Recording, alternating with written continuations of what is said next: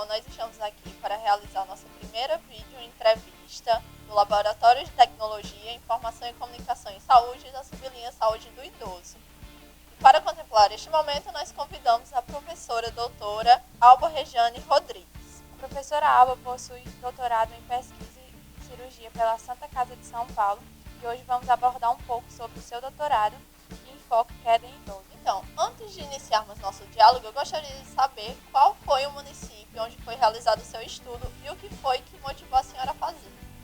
O município no qual foi realizado o estudo é o município de Patos, no sertão paraibano. E o que nos motivou a investigar sobre a temática foi exatamente a minha experiência enquanto enfermeira da atenção básica de PSF e a inquietude de descobrir por que era que aquela população idosa que era atendida na atenção primária da minha unidade, porque era que elas tinham tantos eventos de quedas, Então, os idosos, eles caíam, iam para o hospital, com alguma fratura, alguma lesão, e depois retornavam para os seus domicílios, e isso foi me instigando quando eu enveredei para a docência, para realizar um estudo que pudesse correlacionar essa alta prevalência de quedas com a questão da assistência que eu dava para eles. E aí resolvi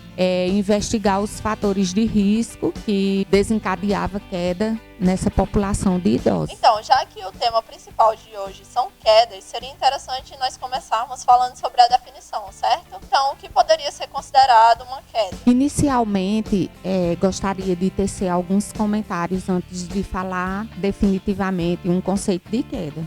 Na verdade, hoje, a queda ela tem sido um dos grandes desafios para a saúde do idoso, porque além do comprometimento que ela pode provocar na sua autonomia, na sua independência. Além disso, sem contar com o custos para o Sistema Único de Saúde, com hospitalizações, com o gasto econômico, com o envolvimento da família. Então, o conceito que nós utilizamos em nosso estudo, sobre as quedas, nós utilizamos o conceito da Organização Mundial de Saúde, que considera que a queda é um evento acidental que coloca o indivíduo em uma posição inferior ao nível do seu corpo, com a incapacidade dele voltar ao seu estado inicial em tempo hábil. Outros autores também trabalham vários conceitos de queda, mas todos os conceitos eles convergem para essa incapacidade que o idoso ou um indivíduo adulto, criança, tem de voltar à sua posição inicial em tempo hábil. Professora, existe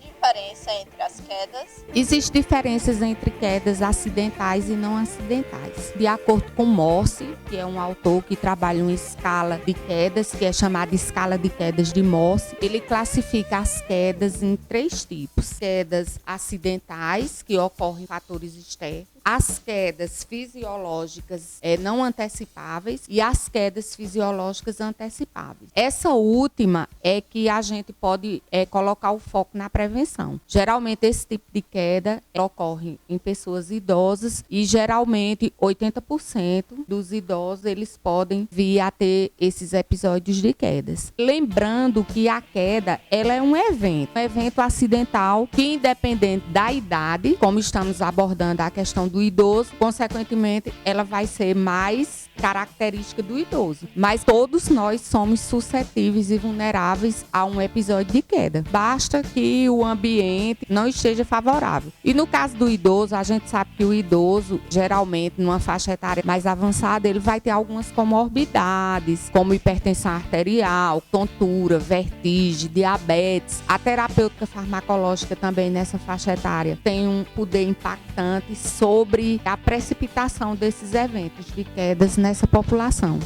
Professora Alba, idosos com patologias como Alzheimer e Parkinson possuem uma facilidade maior de sofrer uma queda? Sim, exatamente porque eles já têm déficit, No caso do Alzheimer, eles apresentam um déficit cognitivo, também alterações motoras motoras, o Parkinson da mesma forma, as alterações motoras. Então, ele já tem limitações de alguns movimentos. Então, com certeza, eles têm uma vulnerabilidade bem maior do que os idosos de outras faixas etárias ou com outras comorbidades, vamos dizer assim, menos agressivas, né? Porque a chance vai aumentar muito para essas patologias, para esses idosos que possuem essas patologias. Realizando a leitura do seu estudo, eu pude perceber que houve uma maior prevalência de quedas em mulheres idosas. Ao que se deve essa ocorrência? Quase todos os estudos que abordam os fatores de risco de quedas em idosos, eles colocam a população feminina com uma prevalência maior de cair. Alguns autores também consideram que esse número elevado de mulheres que caem está relacionado às atividades cotidianas da vida diária, que as mulheres, mesmo tendo uma idade avançada, algumas ainda realizam muitas atividades no dia a dia, limpeza de casa, cozinhar, sair para fazer compras, algumas coisas, e aí estão mais expostas a uma fragilidade maior. Como também a questão de algumas comorbidades que também podem predispor essa clientela a cair mais. Outros estudos também colocam que a questão da prevalência de quedas em mulheres também pode ser atribuída ao fato do que nós mulheres, apesar de cairmos mais do que os homens, a gente procura mais os serviços de saúde. Talvez isso seja até um dado que merece uma atenção especial, porque já que as mulheres procuram mais os serviços de saúde, talvez os homens também caiam tanto quanto, mas não procuram os serviços como nós mulheres procuramos. Outro fator particular no meu estudo também é que a população do meu estudo, a grande maioria, era de mulheres. Com relação à escolaridade, existe alguma relação com o nível e a ocorrência de quedas? Alguns estudos retratam sim que a escolaridade ela pode ter uma associação estatística significante em relação às quedas. No nosso estudo foi evidenciado sim que a baixa escolaridade dos idosos contribuiu significativamente para que eles caíssem. Uma coisa que deve se levar em consideração com relação a essa baixa escolaridade é que na maioria das vezes os idosos, por não assimilarem as orientações, por não seguirem os cuidados, porque a aquisição cognitiva deles com o baixo nível de escolaridade não permite agregar essas orientações. Então é muito importante que a atenção primária à saúde ela trabalhe no enfoque de uma orientação que condiza com essa realidade. Trabalhar sem falar muita coisa técnica, tentando sensibilizar esses idosos da importância da prevenção para as quedas, principalmente no domicílio, porque é onde mais os idosos caem, no seu próprio ambiente de moradia. Então, essa questão da escolaridade, na verdade, no nosso estudo, ela foi impactante, porque realmente a maioria dos que caíram, a escolaridade era muito baixa.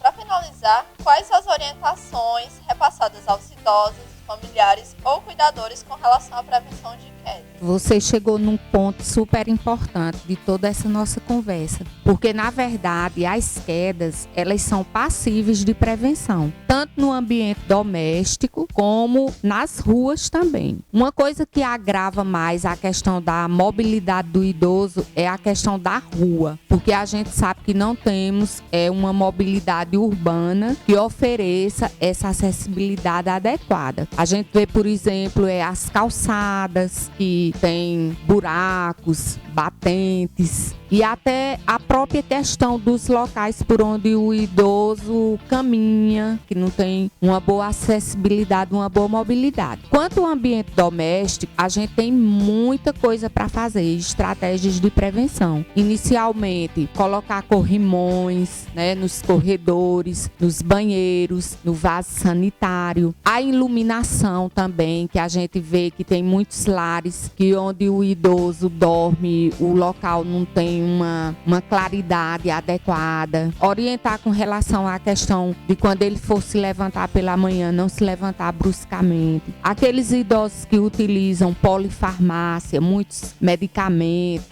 tem muitas comorbidades, hipertensão, diabetes, tonturas, labirinto, uma série de patologias que, na verdade, eles utilizam uma gama muito grande de medicamentos. Então, esses medicamentos, em algum momento, poderá estar provocando uma hipotensão postural e ele poderá até ter uma síncope, um desmaio, cair. Então, tudo isso também tem que ser levado em consideração. Abolir o uso de tapetes, colocar tapetes antiderrapantes no banheiro, tirar os animais domésticos também das salas, dos quartos, às vezes também os brinquedos das crianças, chinelas, sapatos. Então, tudo isso contribui. Além disso, também o vestuário, a vestimenta. Os homens não usar calças muito compridas, que possam pisar nas bainhas. Então, tem muita coisa que se pode fazer. E envolver o familiar também nessa atenção, né? Os cuidadores, os familiares. A atenção primária, que na verdade é a porta de entrada desse idoso no Sistema Único de Saúde, também tem esse compromisso, né? De trabalhar essa prevenção, de identificar esses idosos que estão em riscos, tanto pelos riscos externos como pelos riscos internos. Gostaríamos de agradecer a colaboração da professora doutora Alba Regiane Rodrigues. E se você gostou dessa vídeo entrevista, deixe um like, compartilhe, se inscreve no canal e se quiser saber um pouco mais sobre o grupo de pesquisa, acesse os links que estarão na descrição desse vídeo. Obrigada!